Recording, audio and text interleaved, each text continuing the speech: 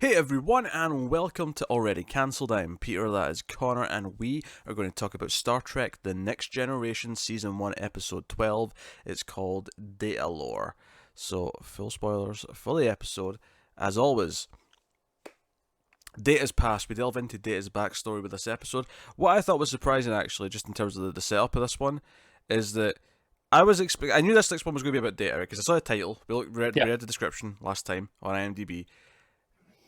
But I was expecting like it to be like an accidental byproduct. Like I feel like usually when you get these backstory episodes, it tends to be something pops up that leads to their backstory. This literally starts with we're going to Data's origin planet to look into it. I'm like, we're in the neighborhood. We thought we'd have a nose around. It was very straight to the point as to why they were going there, but which is fair. But so we discover that Data came from this colony. This scientist built them. This fairly radical scientist, and this colony disappeared. Data was found transmitting years ago, and they're going back to try and figure out what is there. And once they do get there, they actually find like the parts of a second android, a second Data, which they assemble, and that leads to another character named LeVar, who is also played by Brent and is a different version of Data, and that's kind of what the episode revolves around once we get to that point. So, I guess I'll ask the question. Connor, did you enjoy Datalore? Enjoy probably isn't the right word. I think it's kind of a rough episode, but it's got a lot of interesting ideas in it. Mm-hmm. And it does have, the best line of the series so far. So, Shut up, Wesley! Might be the best moment through all the 7 seasons. Well, it was so good they repeated it like 10 seconds later when because Picard says it, and then he tries to speak again, and then his mother says it. Yeah. which is especially like, funny. Hey, you don't tell my son to shut up. Which was funny because she kind of gives out Picard this look like, wait, why are you being rude to my son? And then Wesley tries to talk again, and she's like, shut up, Wesley. It's so satisfying. It was good because there was some Wesley lines in this one. I mean, not from Wesley himself, but about Wesley that were making my eyes roll. It's like he may look like a child, but we've actually discovered he's much more than that. Yeah. The only thing that frustrated me about them telling him to shut up, because it's so satisfying, right? That is he's right. But it's the only time in the whole show I'm like, okay, maybe we should be listening to Wesley this time. he's right. The lore has swapped costumes with Data and is pretending to be Data. The villain is running amok. Can you not listen to the one person who's noticed this? Yeah. And I do kind of. But at the same time, shut up, Wesley. Right? Yeah, but I do kind of hate at the same time though that the whole thing with lore is that he thinks humans are inferior and that they're stupid. But Wesley's the one who could see through him because he keeps mocking how stupid humans are, but Wesley outsmarts him. And I'm like, the implications of this. Stop it. Stop telling us that Wesley's the chosen one. I will not have it. No. It's horrible, isn't it? Wesley at best should be a mediocre watcher turned rogue demon hunter. Really? You going there? Much like the hit television show Buffy the Vampire Slayer. You're not allowed to use the names of series regulars. That is cheating. That is too easy because you could just do that every episode. I know, but I said chosen one, and then I went down that path. I'm not letting you off. That's just no excuse. Look, it doesn't count. I would say enjoyed is the right word for this episode, in the sense that I don't necessarily think it's that great an episode, but I found myself quite enjoying what was happening. There were some great over-the-top moments that particularly. So there's a moment. So they have Lore. They've assembled them, and Lore drops this line about being superior to Data. That Data is an inferior version, and there's some comments back and forth about them kind of being brothers, and this is new for Data. And at one point, he leaves the bridge. Data leaves the bridge, and Tasha turns to Picard and says, "Captain, speaking purely as your security officer, as opposed to what? Sex fiend?" Yeah, I was going to say the woman who wants to jump everything. Speaking purely as security officer, how much do you trust Data now in light of recent events? And there's this moment where it like does close-ups on almost every main character on the bridge, just slowly turning and looking like it cuts to Geordi, it cuts to Wesley, and they're all just looking around like, oh no, what's she getting at? And Picard's like, I trust them implicitly, but I want everyone to know on the bridge that was a fair and reasonable security concern to bring up. It's like, yes, your existence on this show is justified. Do you know what I thought was funny about this though? Is that okay? So people question like, is Data's loyalty going to be in question because he has this new brother? Maybe he'll be swayed to pursue other things. No one at any point during all this questioning stops and says, "Hey, should we be paying more attention to what Lore's up to? That Lore might not be trustworthy. The one that we've not met before, who's not been on the ship with us for like however long." Just a thought, guys. Maybe worry about him. As Data puts it, like, he went through, however much training at the academy. I think it was like 4 years, and then like 10 years in a lower position. Yeah, it was 4 at academy, 3 at something else, 3 as an ensign.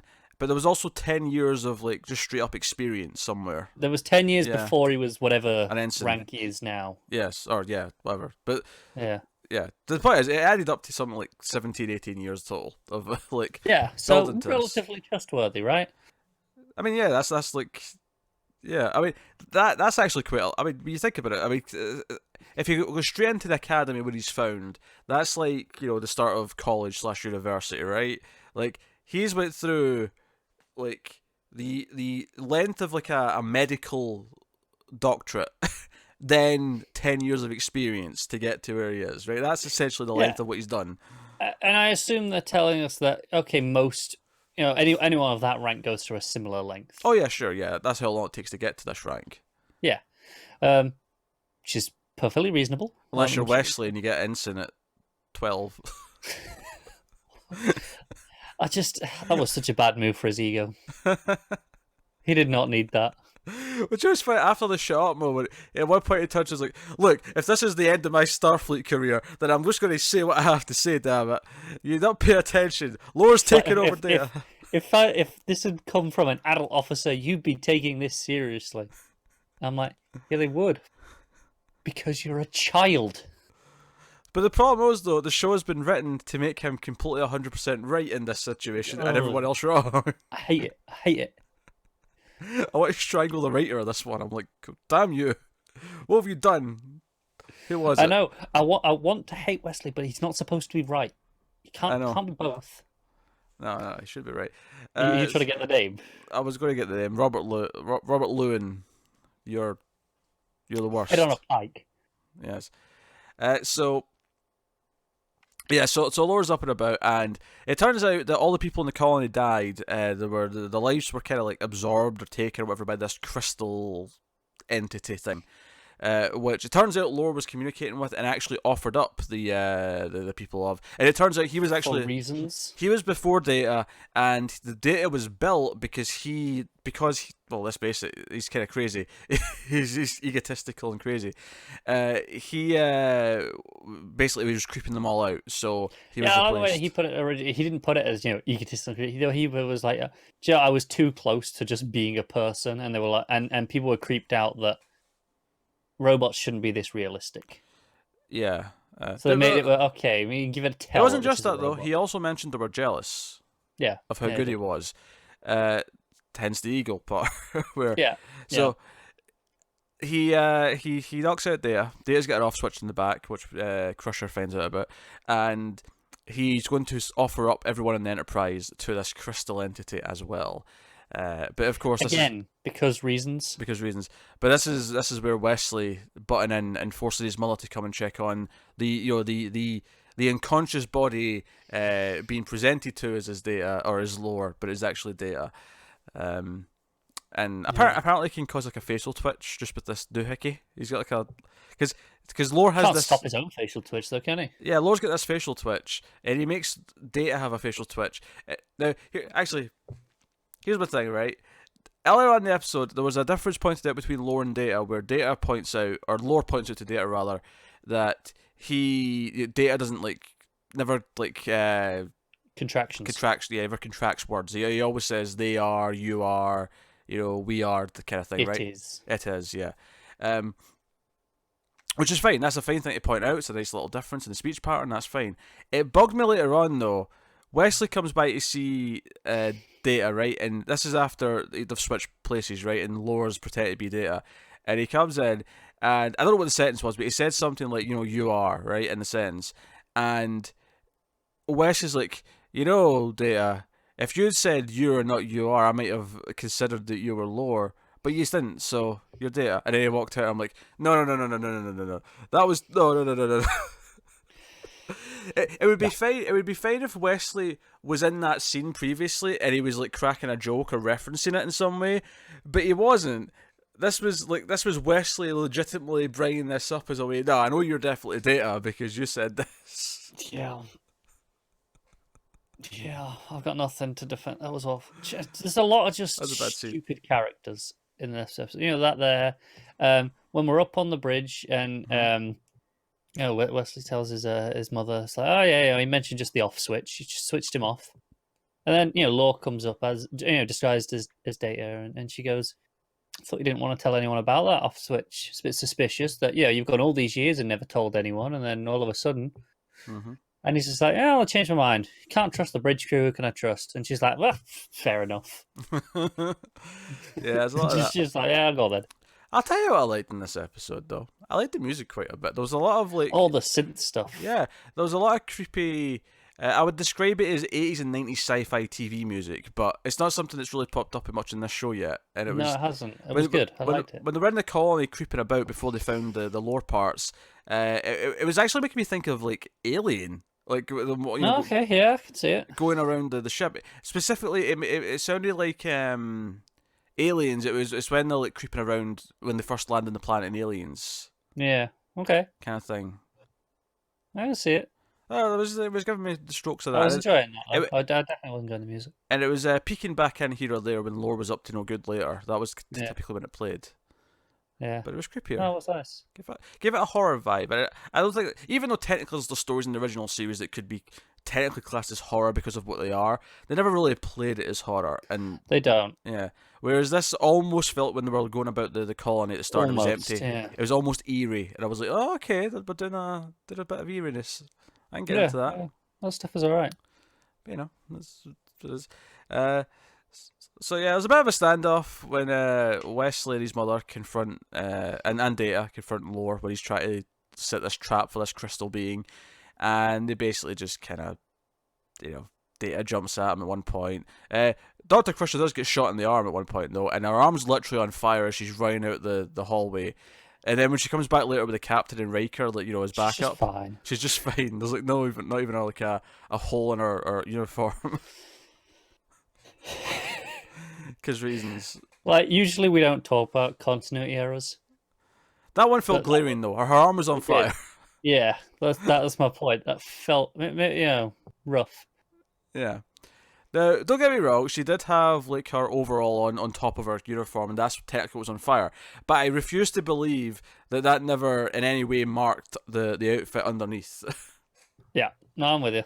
Unless you're going to tell me that her overall, because she's like a doctor, is resistant to many a thing. It just happens to include flames. The flames aren't important to her line of work, but the other things that it's resisting means that it's also resistant. Unless you just tell me all the uniforms are fire resistant.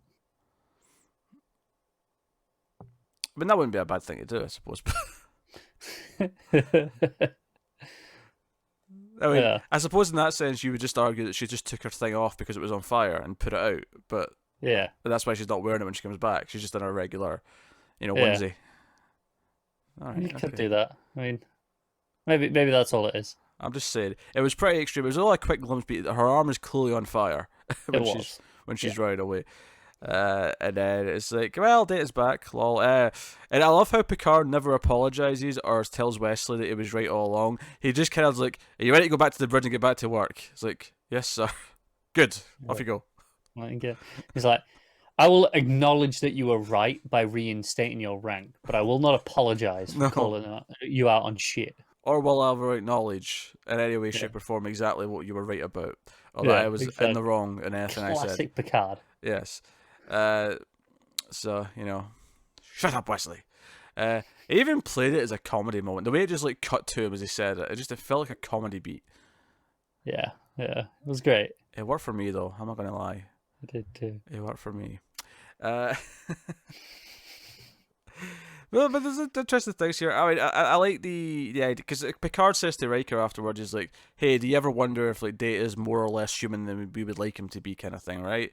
And Yeah. I like pondering that question, the idea that he was made to be less human, but as like lore, like by designing him to be as human as possible, was that like not understanding that to be human you have to experience things to become that? Like it's not like we pop out of the womb and they're like, I'm already Right, but was there you know. another end? Say you took Law and immediately, instead of just threw him into that community, you put him through Starfleet, you gave him the same morals that Data had been taught. Would you get a better, theoretically, version then that way? Possibly, but I mean, Lord did sacrifice an entire colony full of people to a being Again, for death. for reasons I don't understand. This is the Why? problem. They gave Lore an ego, but he's superior to human beings, and he went mad with it. Whereas Data is more humble because he has this curiosity. I just don't get the whole let's sacrifice everyone to the cosmic crystal god. I'm not saying I do. I'm saying I just don't understand where this comes from. I'm saying it's fine because Lore's gone now. But it's a big question that I need answered. I really hope someone in the comments can help me out on this one because I'm genuinely just stumped. I can't get my head around it.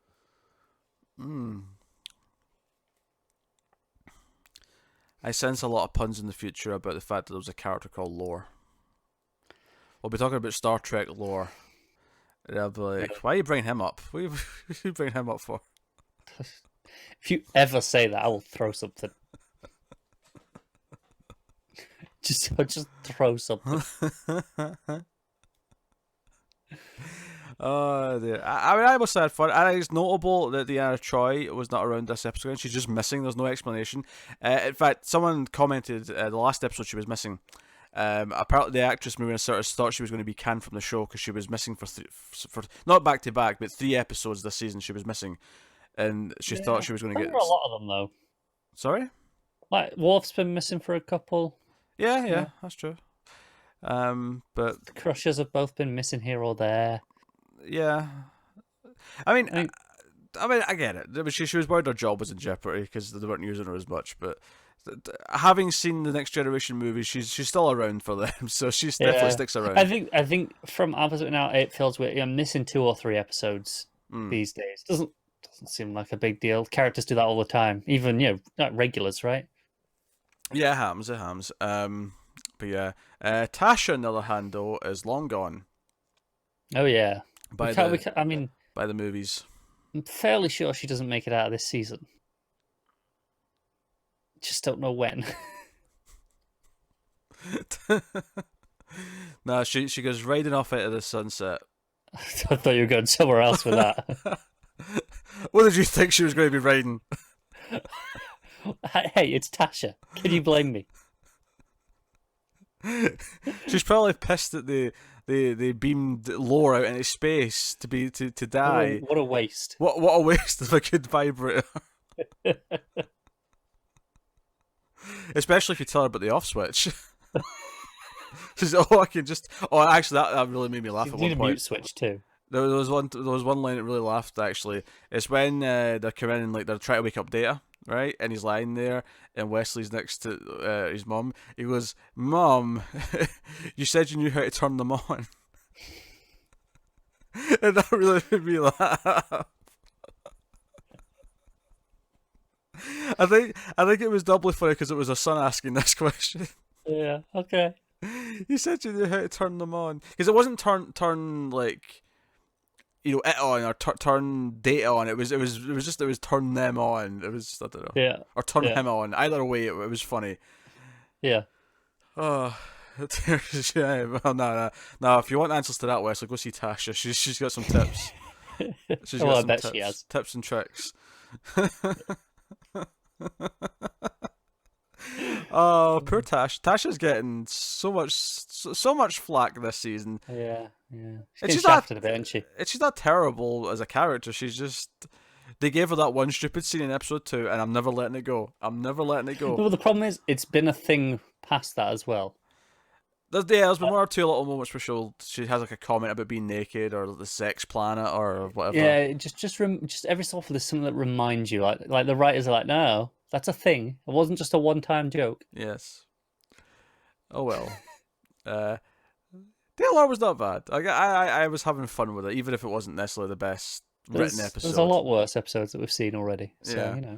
I was cracking up at a few places here or there. Some not as good as the last one though. Some not. What was the last one? The holodeck. Oh sure, yeah. That's fair.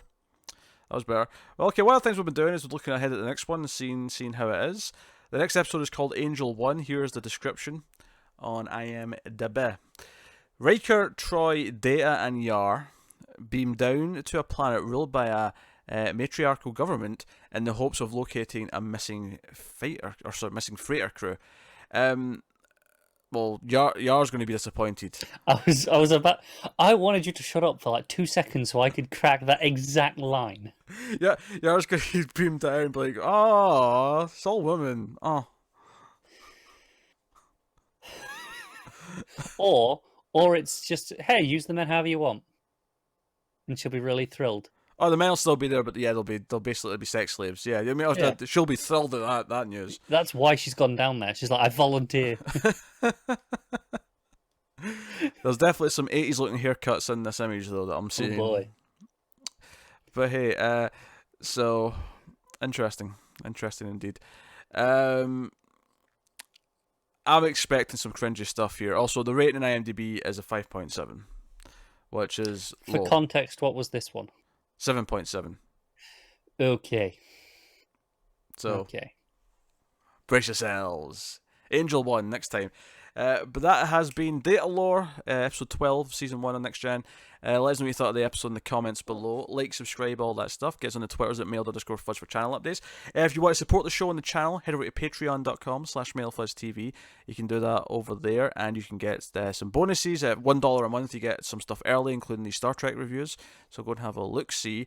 It's worth mentioning we're also reviewing Star Trek Discovery on a weekly basis. That's on a different feed if you listen to the audio. That's on the Star Trek Reviewers Log Modern Series audio feed. So go check out that. It's worth mentioning as well, we do a weekly news show, a TV news show, where we talk about various news. Sometimes Star Trek stuff pops up, sometimes other stuff pops up. It's a bit more varied, but we do that every week, and you can get that on the Mail Fuzz and TV news audio feed. Or, of course, everything's on the YouTube channel, which is nice and easy. So go have a look-see. But otherwise, that's it. So thank you once again for watching or listening, and we always appreciate it. Keep watching Star Trek, guys, and to everyone but Connor, live long and prosper.